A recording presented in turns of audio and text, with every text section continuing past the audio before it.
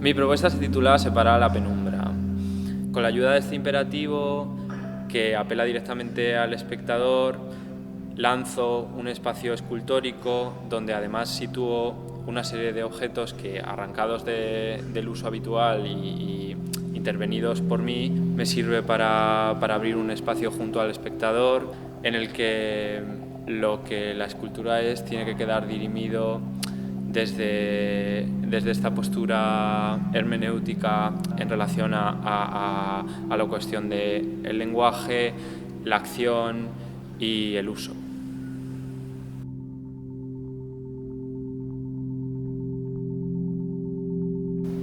Llevo ya un tiempo trabajando el concepto del juego y bueno, en esta pieza he querido como resaltar esa dicotomía que hay entre los opuestos, entre como dos mundos, tanto como el de la niñez y el del mundo adulto, ¿no? Porque al final es un parque de juegos y el material que se utiliza, que es el neón, que generalmente tiene connotaciones que tienen que ver más con el mundo adulto, generalmente se asocia a la noche. No es lo mismo jugar como un niño que jugar como un adulto, que es lo que más o menos estoy haciendo yo ahora. 49/5, que es el título que le he dado al proyecto, se trata de un estudio en torno a un objeto personal acumulado en el tiempo. En este caso se trata de los 49 bolígrafos usados durante 5 años, que fue la duración de la carrera que cursé anteriormente a Bellas Artes. Y digamos, esta acumulación se puede analizar como el rastro de lo que quedó de aquella época, el residuo de lo que fue, y digamos que con lo que nos encontramos, todas las piezas que componen la instalación sería un análisis alimentario de una época y al objeto simbólico visto como monumento al momento.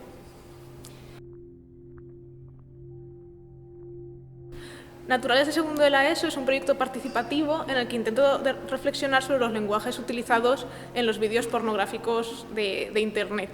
especialmente en relación con la adolescencia, ya que muchas veces es la primera referencia que ellos tienen, ¿no?, cuando intentan descubrir sobre la sexualidad.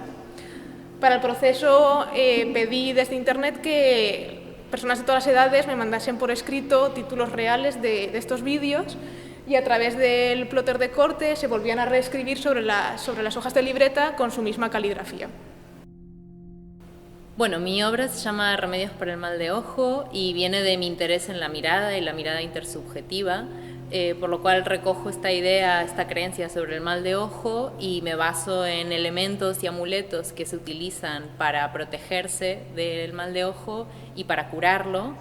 y hacer obras alrededor de la imaginería del ojo con recreaciones y con cristales que recuerdan un poco a lágrimas y a luces, y entonces pues se produce como un juego entre incitar la mirada y protegerse de esa mirada a través de las diferentes piezas.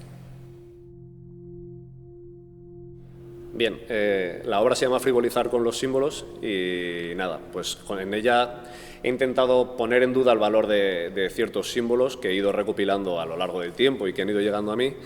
y una vez los tenía he jugado con ellos, los he interpretado y los he pervertido para acabar amontonándolos en la pared y en el suelo, para acabar de desacralizarlos y, como digo, poner en duda su valor. Pues este conjunto de piezas surge de mirar una serie de acontecimientos que ocurren a nuestro alrededor, como puede ser un rayo de luz, el sonido del viento al entreabrir las ventanas o el recoveco. Y todo eso son recuerdos que, aunque principalmente no tengan importancia, sí que es cierto que de algún modo los mantenemos en nuestra memoria. Así que este proyecto se ha centrado en materializar todos esos sucesos que han acontecido en un espacio específico, que es mi casa. Y a su vez pertenecen a la arquitectura rural valenciana, una serie de características materiales, formales y unos colores que están presentes en esa tradición.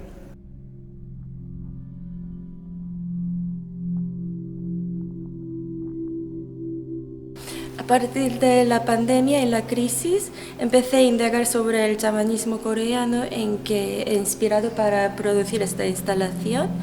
Aludiendo a la teoría de Byung-Chul Han, me pareció importante evocar el sentido de la comunidad.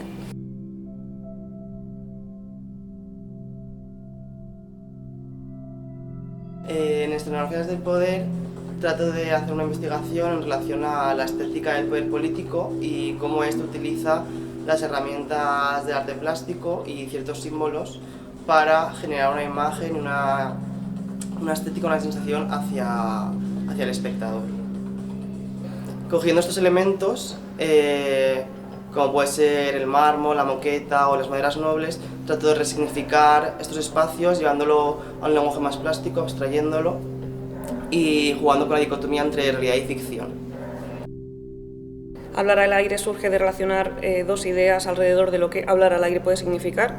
Por un lado habla de la forma en la que han crecido un grupo de jóvenes en un lugar aislado y en un espacio natural, y por otro hace referencia al título en inglés Speaking to the Air, un libro de Peter Durkheim en el que habla de la dificultad de diferenciar la comunicación a distancia desde dispositivos electrónicos a la comunicación con personas que ya no están o que han fallecido. Entonces, a partir de esta idea he creado una serie de vídeos en loop, una serie de objetos pequeños que hemos encontrado, dibujos y un vídeo central. Y en el vídeo central básicamente lo que hablamos es de una interfaz especulativa en la que alguien se comunica con un amigo que ya ha fallecido, hablan de experiencias comunes y comparten fotos de su adolescencia.